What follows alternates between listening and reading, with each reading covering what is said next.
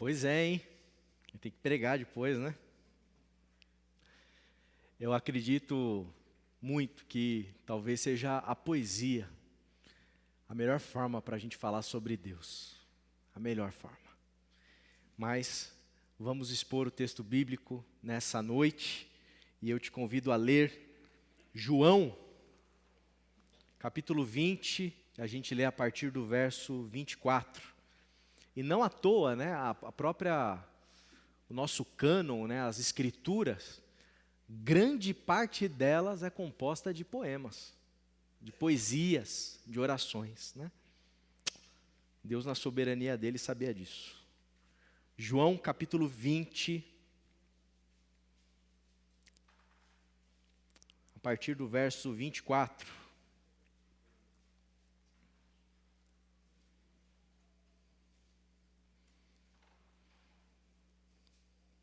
Diz assim, João, o apóstolo do amor, falando sobre Tomé. Um dos 12, Tomé, apelidado de Gêmeo, também, né, conhecido por Dídimo, né, no grego, não estava com os outros quando Jesus surgiu no meio deles. Eles lhe disseram, vimos o Senhor. Só um parênteses, esse vimos o Senhor ressurreto. Jesus tinha ressuscitado, os discípulos tinham visto Jesus ressuscitado e Tomé não viu. Ele, porém, respondeu, Tomé, não acreditarei se não vir as marcas dos pregos em suas mãos e não puser meus dedos nelas, a minha mão na marca em seu lado. 8 dias depois, os discípulos estavam juntos novamente, e dessa vez Tomé estava com eles. As portas estavam trancadas, mas de repente, como antes, Jesus surgiu no meio deles. Paz seja com vocês, disse ele. Então disse a Tomé, ponha seu dedo aqui e veja minhas mãos. Ponha sua mão na marca em meu lado. Não seja incrédulo, creia. Meu Senhor e meu Deus, disse Tomé. Então Jesus lhe disse, você crê porque me viu. Felizes são aqueles que creem sem me ver. Vamos orar mais uma vez nessa noite? Pai, estamos diante da Tua palavra, estamos diante do Teu Evangelho, estamos diante do Senhor, que é a palavra. E a gente te pede que o Teu Espírito venha nos iluminar mais uma vez nessa noite, para compreendermos aquilo que o Senhor tem para nós, a porção do Teu Evangelho que o Senhor tem para nós. Nos dá a Tua sabedoria, nos dá o Teu discernimento, nos dá aquilo que a gente precisa para compreender, Senhor. O que a gente precisa compreender nessa noite. Eu peço pela minha vida, pela vida de cada querido que está aqui, os que estão nos assistindo online. Eu peço pela vida dessa igreja, em nome de Cristo Jesus. Amém, amém e amém. Estamos no carnaval. Carnaval é a chamada festa da carne. Festa da carne. E eu quero aproveitar essa oportunidade em que a gente está vivenciando esse carnaval, esse feriado, para poder falar para vocês sobre algo que eu intitulei Teologia do Corpo. Mas eu quero deixar bem claro que é uma brevíssima introdução sobre a teologia do corpo, que jamais daria tempo da gente desdobrar tudo que tem sobre esse assunto. Mas eu quero falar sobre esse assunto, quero falar pedindo a Deus que me dê muita sabedoria, porque eu sei que é um tema, uma temática que tem a sua delicadeza. E tem a sua delicadeza e tem os seus porquês dela ser uma questão delicada. Quando você fala em carne, você fala em corpo, né? E aqui eu estou me referindo ao nosso corpo.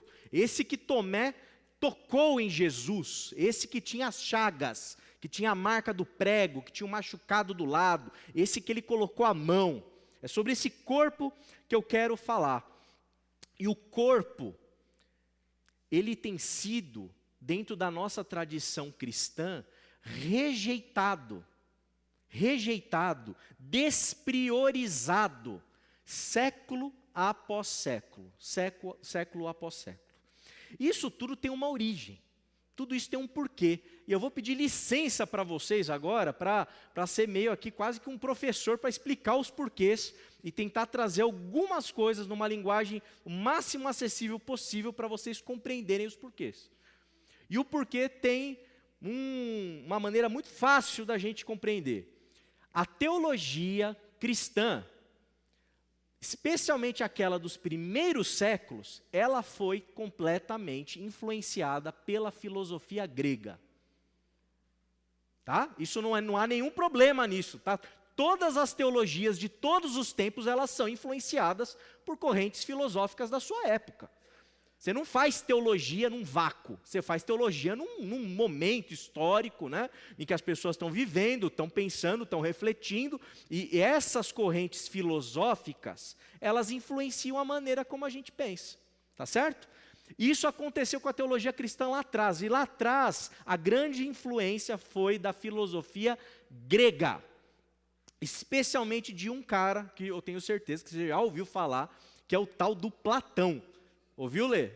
Ouviu, a Letícia está estudando, está no colégio lá, sabe quem é o Platão. O Platão, ele tinha um tipo de pensamento que dividia o mundo em dois andares. Dois andares. Vou bem devagarinho para a gente poder compreender o raciocínio. Tinha o mundo das coisas. O que é o mundo das coisas? É o mundo da matéria. É o mundo desse púlpito aqui, é o mundo do corpo do André, é o mundo das coisas que a gente pega, tá certo? É o mundo dos objetos, o mundo que a gente enxerga, o mundo que a gente vê, o mundo que tem chuva e se molha, o mundo que tem barrancada que despenca, o mundo que tem, enfim, inundação no litoral norte, infelizmente, que acontecem na matéria, que impactam carros, que pegam e destroem nossas coisas. Esse mundo do corpo, esse mundo da matéria, para Platão, é um mundo imperfeito. Por que é imperfeito? Porque as coisas físicas se deterioram. Você não vive para sempre, segundo os salmistas, com sorte até os 80, aí a gente vai viver bem demais. Né? Então, a gente vai vivendo, nosso corpo vai se deteriorando, vem as enfermidades, e um dia o nosso corpo se decompõe, morre. Tá certo? Esse é o andar de baixo. Esse é o mundo das coisas. E o Platão entendia que existia um andar de cima.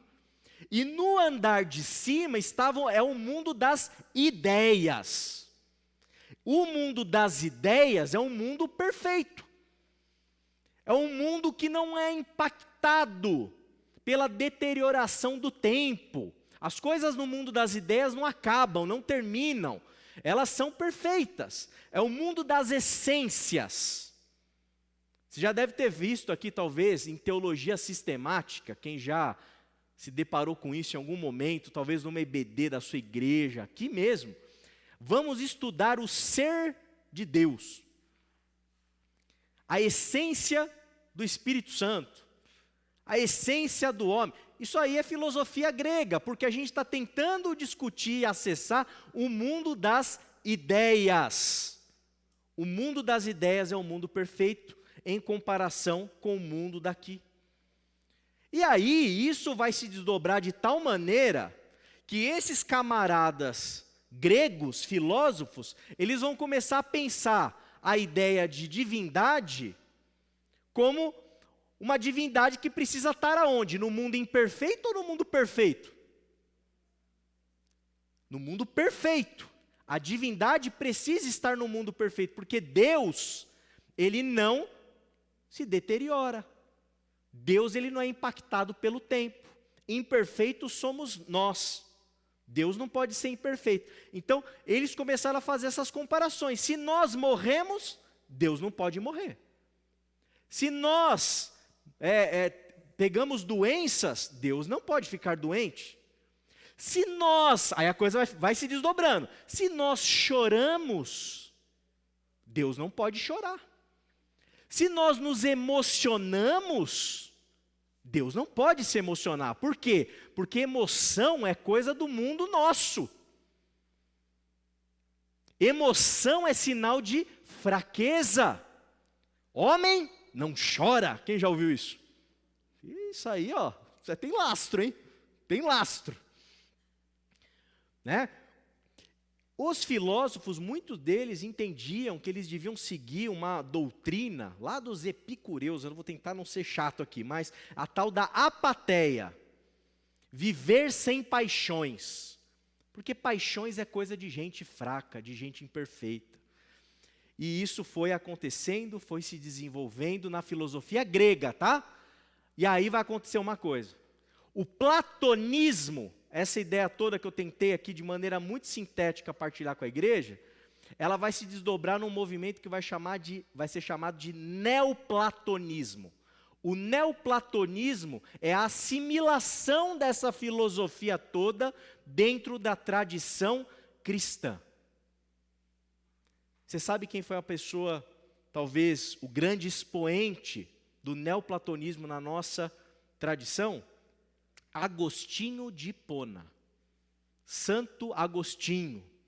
Agostinho de Hipona, ele foi um neoplatônico. A teologia que Agostinho produziu, a maneira como ele formulou o seu pensamento teológico, bebeu de Platão. Tá certo? E isso adentrou a teologia cristã por essa porta. Agostinho é talvez o teólogo que mais influenciou a nossa teologia ocidental. O impacto de Agostinho é imensurável, é gigantesco. Tem coisas que eu falo, que eu explico, que eu penso, que é por causa de Agostinho, eu nem sei porquê, mas já está em mim, está em você, está em todo mundo aqui. Só que aí Agostinho, ele tem uma história interessante. O Agostinho, antes dele se converter, ele era alguém que se envolveu em muito pecado. O Agostinho, ele gostava da luxúria. Agostinho gostava da depravação. Agostinho, se você ler as confissões de Santo Agostinho, você vai ver ele confessando todos os pecados dele, que ele cometeu aonde? Na sua carne, no seu corpo. Olha só o que ele diz, uma frasezinha curta, só para a gente entender o tamanho aqui, né, digamos assim, da devassidão que Agostinho viveu antes da conversão dele. Ele dizia assim: eu me esbanjava e ardia nas minhas fornicações. O Agostinho, antes de se converter, ele adorava um carnavalzão, daquele hardcore mesmo, pesado. Né? O Agostinho, ele era essa pessoa, ele teve esse passado, ele tem isso na sua biografia. Isso foi muito intenso, muito intenso. E essa intensidade toda, de todo o pecado que Agostinho cometeu, acabou que influenciou, obviamente, tudo que ele pensou. Somado ao neoplatonismo, você acha que o Agostinho ia ter uma visão pessimista ou otimista a respeito do corpo, da carne? Negativa, uma visão muito pessimista a respeito do corpo. E é a partir daí, dessa fresta, que nós, como igreja, ao longo de séculos e mais séculos, lidamos muito mal com o corpo.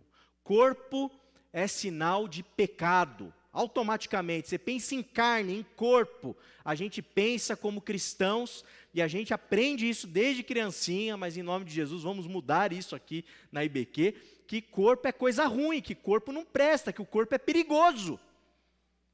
Perfeito? E ao longo da nossa trajetória enquanto igreja, a igreja assumiu uma postura muito repressiva em relação ao corpo, e eu vou explicar isso um pouquinho mais. Quer ver um exemplo? Quem já teve acesso àquele famoso quadro Os Dois Caminhos, um quadro famoso, antigo, que ficava exposto em algumas igrejas, provavelmente nas salas de aula de EBD das igrejas protestantes ali, você deve ter se deparado, se você já tem alguns anos aí de igreja. Esse quadro tinha dois caminhos, tem o caminho largo e o caminho estreito. O caminho largo é o caminho que tem o quê? Que tem cinema, o caminho que tem, sabe, lazer, que tem baile, que tem dança. Esse é o caminho largo, que vai te levar lá na frente, lá no quadro, te leva para o inferno. E o caminho estreito é um caminho que não tem alegria, que não tem diversão, que não tem lazer. É um caminho que você vai caminhando assim, mortificando o seu corpo para você poder chegar no céu. São dois caminhos. Essa ideia é uma ideia neoplatônica, uma ideia agostiniana, que está influenciando essa teologia. Porém, temos um problema. Temos um problema. Acabamos de ler um texto em que Tomé se depara, depois de ficar em dúvida, e esclarece todas as suas dúvidas, e encontra Jesus Cristo ressurreto. Jesus Cristo foi encontrado ressurreto. Como? Não era um espírito que apareceu ali. Não era uma alma que aconteceu. Espírito e alma é coisa do andar de cima. O que apareceu ali foi um corpo. Um corpo. Tomé tocou em um corpo. Tomé tocou numa carne. Tomé viu aqui as chagas do Cristo, viu os ferimentos, as cicatrizes. Quem ressuscitou, ressuscitou em corpo. E ao longo da tradição cristã, a gente vai ler, por exemplo, no Credo Apostólico. Olha lá. Creio na ressurreição do corpo. Creio na ressurreição do corpo. Então, lamento de dizer, se você está com a expectativa de ir para o céu, em que você vai ser uma alma penada, sobrevoando e voando, você está enganado. Nós cremos, enquanto igreja cristã, a nossa tradição crê na ressurreição de corpo. O seu corpo vai ser ressuscitado. É esse corpo ressuscitado que Paulo, aos Coríntios, lá no capítulo 16 da sua primeira epístola, ele vai defender arduamente. Eu creio na ressurreição do corpo de Cristo. Nós cremos na ressurreição e que nós ressuscitaremos. É essa ressurreição que está testemunhada no Evangelho, que nós acabamos de ler quando Tomé toca fisicamente. Se você perdeu a pregação da manhã do pastor Claudomir, ele falou sobre a cena lá do Evangelho de João, em que Jesus aparece para Pedro e conversa com Pedro. Lembram daquela cena? Pedro, tu me amas? Pedro, tu me amas? Um pouquinho antes, o evangelista descreve uma fogueira. Jesus pede para os discípulos irem pescar. Eles pegam mais de 150 peixes. E Jesus come um churrasco de peixe na praia. Gente, alma penada não come. Quem come é corpo, é carne que come. Jesus come e os discípulos comem. Jesus ressurreto come. E é essa ressurreição no corpo, na carne, que vai acontecer comigo e com você. Essa é a promessa de Deus para os seus filhos e para suas filhas. Vamos ressuscitar como Jesus ressuscitou, em corpo, em carne. Amém? Amém, amém. O problema disso é que, embora isso seja muito explícito no texto bíblico, isso seja muito explícito, né, em alguns elementos de toda a nossa tradição, como o credo apostólico, nós, infelizmente, como igreja, temos dificuldade com o corpo. Temos dificuldade com o corpo, e essa dificuldade ela se manifesta, por exemplo, quando a gente acha que o culto não é lugar de emoção. Lembra quando a gente pega aquele texto de Paulo e fala assim, o culto racional. Culto racional. Essa ideia neoplatônica distorceu a beleza da nossa teologia do corpo e acabou adentrando toda a nossa tradição de tal modo que teve um dia que era pecado jogar futebol de domingo. Porque era o dia do Senhor. Como que você vai praticar um esporte no domingo? Teve um dia que era pecado ir ao cinema. Como você vai submeter o seu corpo a uma obra de arte? As emoções que estão contidas ali? Se a gente reparar bem, a gente sabe que os piores pecados na nossa imaginação são aqueles relacionados ao corpo. Você já viu alguém ser disciplinado na igreja porque ama pouco? Já viu alguém ser disciplinado na igreja porque está com rancor do outro irmão? Você já viu alguém ser disciplinado na igreja por conta dessas coisas? Não. Agora, e por conta do corpo? Usar mal o corpo. Isso aí na nossa cabeça é a top 10 de pecados, tem a ver com o corpo. Quando a gente fala, ou melhor, não fala sobre sexualidade na igreja, é tabu ou não é? É tabu, até hoje é tabu. Por quê? Porque a gente tem uma resistência à questão do corpo. Quantas igrejas que num dia desse de carnaval assim precisam obrigatoriamente fazer um retiro para tirar os jovens do mundo, porque meu Deus, a dança, as músicas, para poder controlar esses corpos, para eles não pecarem. E assim por diante. A nossa maneira de pensar, infelizmente, é muito neoplatônica. E isso nos leva a ter uma percepção muito equivocada do nosso corpo. E eu espero, com 3 apontamentos aqui, tentar te convencer a partir das Escrituras, como estou fazendo, para que você entenda a importância do corpo. Em primeiro lugar, Deus, olha isso, meu irmão e minha irmã, Deus, Ele quis ter um corpo como o nosso. Deus quis ter um corpo como o nosso. Talvez a nossa teologia é muito ruinzinha em relação ao corpo, mas quer você queira, quer você não queira, quer nós queiramos ou não, foi da vontade de Deus, conforme João 1,14 diz, assim a palavra se tornou humano, carne e osso, e habitou entre nós. Ele era cheio de graça e verdade, e vimos sua glória, a glória do Filho único do Pai. Deus, na sua soberania, decidiu nascer de uma mulher, nascer de Maria. Deus decidiu se revelar para nós, habitando um corpo humano, um corpo como o meu, um corpo como o seu.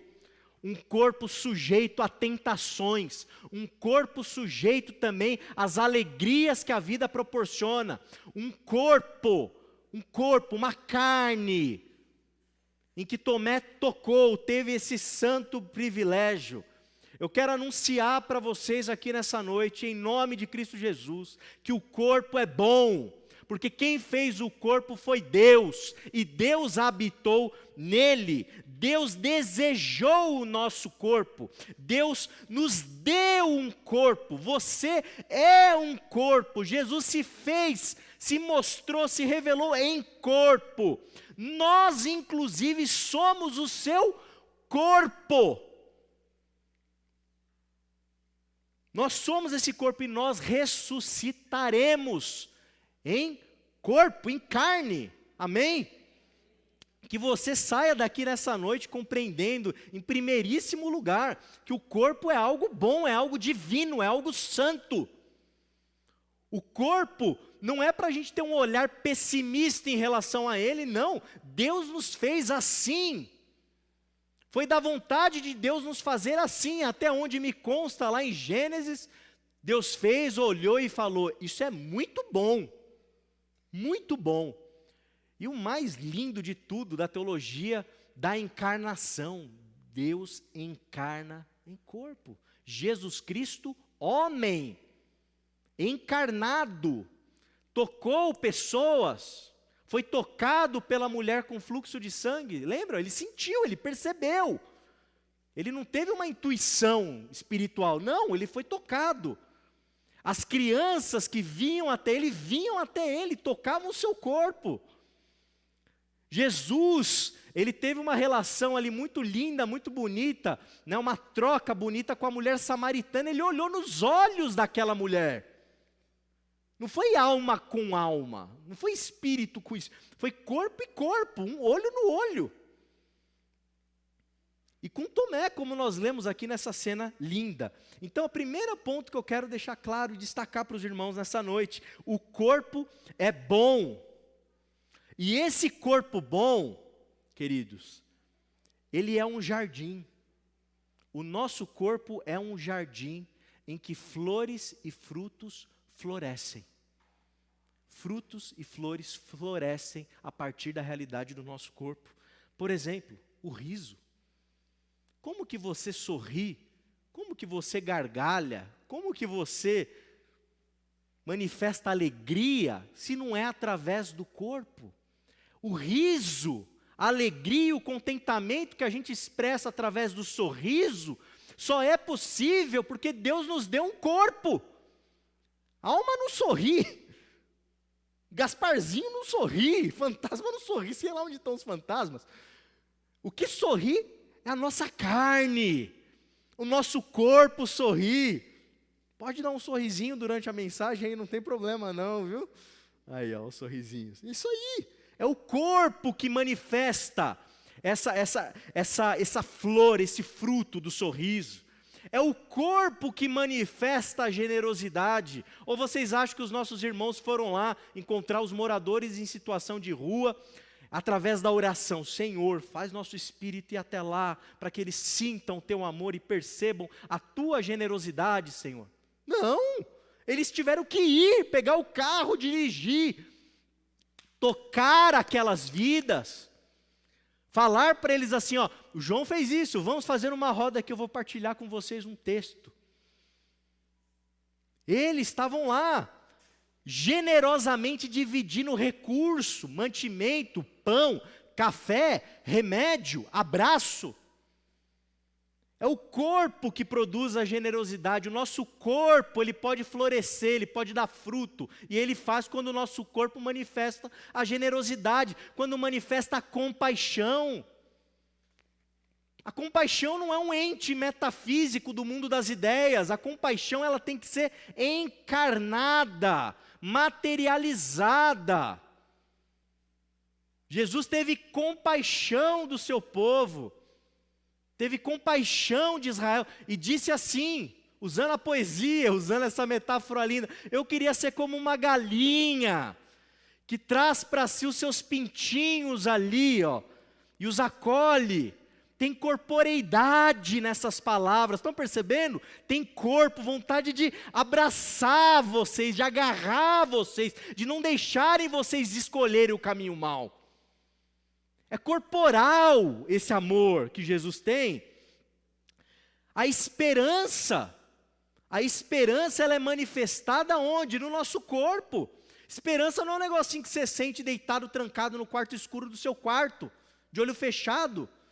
Ai, estou com esperança. Não, a esperança, ela move o seu corpo.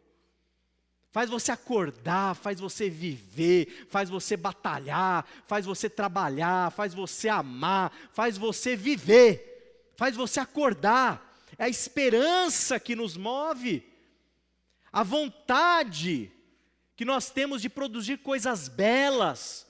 O poema da Marise, um jardim que a gente cultiva, a chacrinha que talvez você tenha, que você cuida com tanto esmero e carinho, o jardinzinho aqui da frente da igreja, tudo isso é feito como, queridos? É o corpo que manifesta essa produção, essa vontade de gerar beleza. Um dos maiores milagres, eu tive o privilégio, essa última semana, de visitar o nenenzinho da Carol e do Adonias, que nasceu, e fiquei chorando de quando eu cheguei até ir embora, de emoção. Emocionado, por quê? Porque é um milagre da vida, a vida sendo gerada. Não a vida do mundo do Platão, do neoplatonismo, do Agostinho, sei lá de quem. Não, a vida ali, eu peguei na vida. E olha, ele ficou quietinho, já treinando para o dia dele ser apresentado. Gerar filhos, cuidar de filhos, educar filhos, brincar com filhos. É corpo, é carne que faz isso. Dar a mão para as pessoas e poder passear.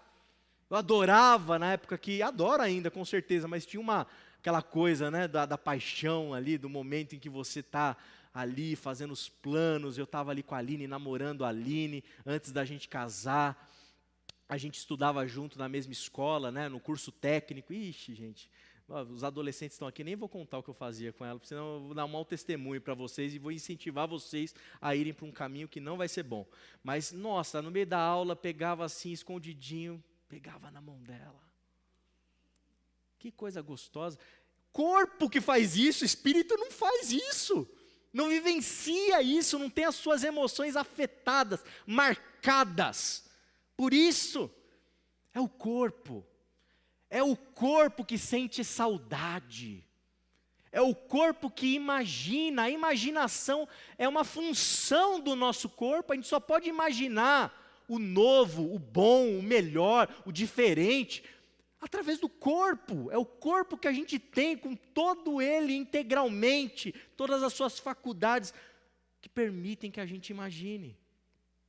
Vamos pensar nos nossos 5 sentidos. O olfato. É o corpo, é o olfato. Você já chegou num lugar em que você cheirou um cheiro que te teletransportou para outro lugar? Te faz ter saudade daquilo. É isso, é isso. A Aline tem uma coisa muito, minha esposa, com cheiro. Ela cheira, né? O cheiro dela é muito aguçado. E ela lembra que cheiro da casa da minha avó. Cheiro da grama molhada. É o corpo. O paladar. O paladar. Dizem que a gente conquista as pessoas pelo estômago, às vezes, né? Pelo paladar. Porque a gente percebe quando aquela comida foi feita com amor. Né? O Medeiros é um mestre cuca aqui de primeira. Eu vou na casa dele lá, ele serve para a gente lá um banquete. Eu sinto, não é só a comida pela comida. É o meu corpo que prova o amor do anfitrião. Tem amor naquele paladar, naquele momento que a gente está ali junto, que a gente toma um café. Enfim, é o paladar, a visão, o olhar nos olhos, sem precisar dizer nada. Você olha nos olhos e você diz tudo. A alma não faz isso, é o corpo que permite isso. O tato. Vem aqui, meu irmão, estamos juntos. O abraço. O abraço, sabe, o aconchego que uma mãe dá ao seu filho na hora que ele está angustiado, que ninguém vê. Tem toque, tem abraço, tem um calor. É o corpo que faz isso. A audição, a capacidade de nós escutarmos o lamento, o choro do outro, o silêncio do outro, às vezes a gente consegue escutar. Ou a partilha da alegria, do contentamento, a audição nos faz isso. Portanto, queridos irmãos, o corpo é vida. O corpo é vida e vida em abundância. Que você possa viver de tal maneira que você desfrute do seu corpo, porque é ele que te permitirá vivenciar, experimentar tudo isso que a vida tem para nos dar. É no corpo que a gente vive isso. Mas temos um problema e a gente não pode deixar passar. Algo aconteceu. Algo aconteceu no meio do caminho. Nós, seres humanos, nós passamos a achar que a gente podia encontrar Deus onde o corpo termina.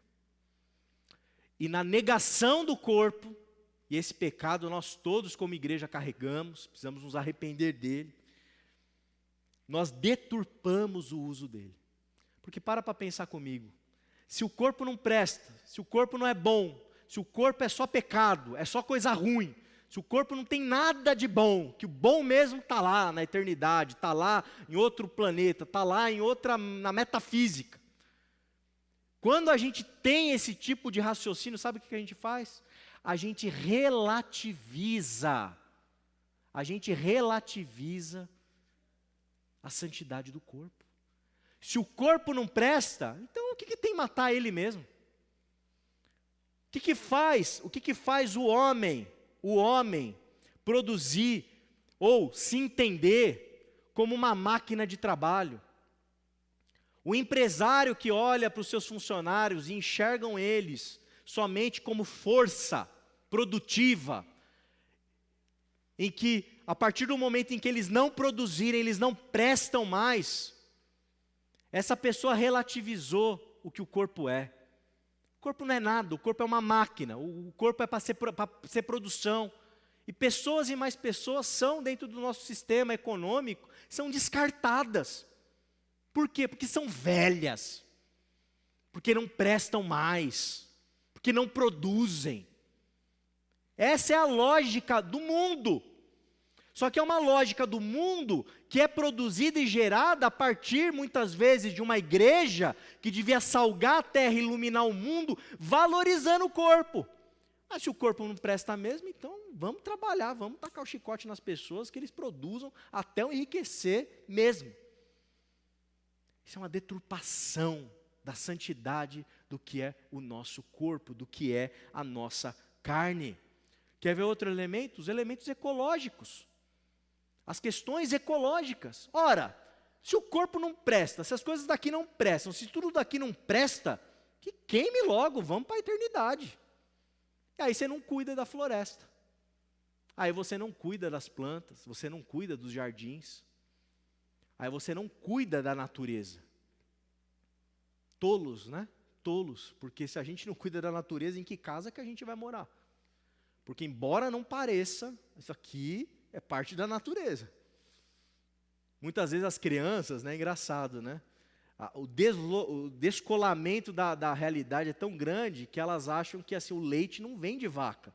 O leite vem do mercado, da caixinha.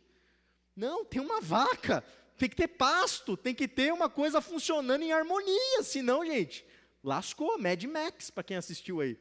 Né? É deserto e guerra por água. Não, a gente não quer isso. Mas é isso que acontece quando o corpo ele é mal trabalhado. Ele é mal trabalhado também quando a gente enxerga o outro, o próximo, como inimigo a ser silenciado. As guerras, elas são produzidas dessa maneira. O corpo não tem a santidade que merece ter na cabeça de muitos governantes. Você tacar uma bomba ali e matar corpos, o que tem? É só carne. Manda um padre lá, manda um pastor lá rezar, orar, para a alma ser salva. Pelo amor de Deus, isso é deturpação, percebe? É uma teologia errada do corpo, produz isso, produz assassinos, produz guerra, produz violência, produz estupros, deturpação. Ao invés da gente olhar para o corpo do outro e olhar algo santo que Deus fez, a imagem e semelhança dele, como fica muito claro na encarnação, a gente olha para o corpo alheio como um objeto a ser usado, a ser explorado, a ser manuseado em prol dos meus próprios benefícios e prazeres. E aí que a coisa vai para um caminho péssimo, péssimo, péssimo. Conclusão, meus irmãos, minhas irmãs. Eu quero anunciar aqui nessa noite para você, para mim, para a nossa comunidade de fé, que Deus, Ele não prefere o cheiro do sepulcro. Deus, Ele não prefere o cheiro do sepulcro. O Deus que nós professamos aqui nessa comunidade, Ele prefere as delícias dos jardins. Deus prefere a vida, Deus não prefere a morte. Deus prefere esses corpos bem trabalhados, bem pensados, e que em nome de Jesus eu e você possamos ter uma teologia do corpo adequada para a gente pensar o que Deus fez e a maneira como Ele nos fez e como Ele se revelou a nós. Portanto, lembrem-se, o corpo é bom, o corpo é vida, e tomem cuidado porque é um perigo desprezar o corpo, é um perigo desprezar a carne. Você tem honrado o corpo que Deus te deu? Você tem valorizado o corpo que Deus te deu? Você tem cuidado do seu corpo? Quer ver? Quantas mensagens na vida você ouviu a respeito do cuidado do corpo? Quem ouviu 5 mensagens na vida? 5? Que bom. Mais, que bom, irmão Toninha. Alguém mais? Mais 2. Quem ouviu uma mensagem a respeito do cuidado do corpo? Pouquíssimas pessoas. Ouviu uma. Muito pouco, a gente não fala do corpo. que em nome de Jesus você possa fazer do seu corpo um jardim em que floresça flores e frutos. E eu quero, a partir dessa mensagem, te convidar a pensar ou a repensar a sua fé. Pensar ou repensar a sua fé, de maneira que você pare de desprezar o nosso corpo, pare de desprezar a nossa carne. Que você possa sair daqui com a certeza de que o corpo é algo real. Que você saia daqui com a certeza de que Tomé tocou um corpo real. E de que o corpo precisa ser muito bem pensado na nossa fé. Amém? Eu quero convidar você a ficar em pé nesse momento. Eu quero fazer uma coisa que a gente fazia, paramos de fazer, eu quero te convidar a fazer agora. Eu quero te convidar a sair do seu lugar e desejar a paz do Senhor para aquele que está do seu lado, dando a mão, ou quem sabe um abraço, mas você percebendo e discernindo o amor da igreja, que é um amor corporal, que é um amor físico também, que se manifesta nesse abraço carinhoso. Sai do seu lugar nesse momento, dá um abraço no seu irmão, deseja a paz de Cristo para ele. E aplique essa mensagem em nome de Jesus.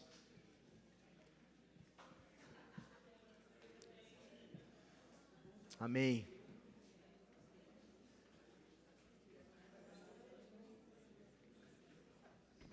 Amém. Te amo, irmãozão. Tá.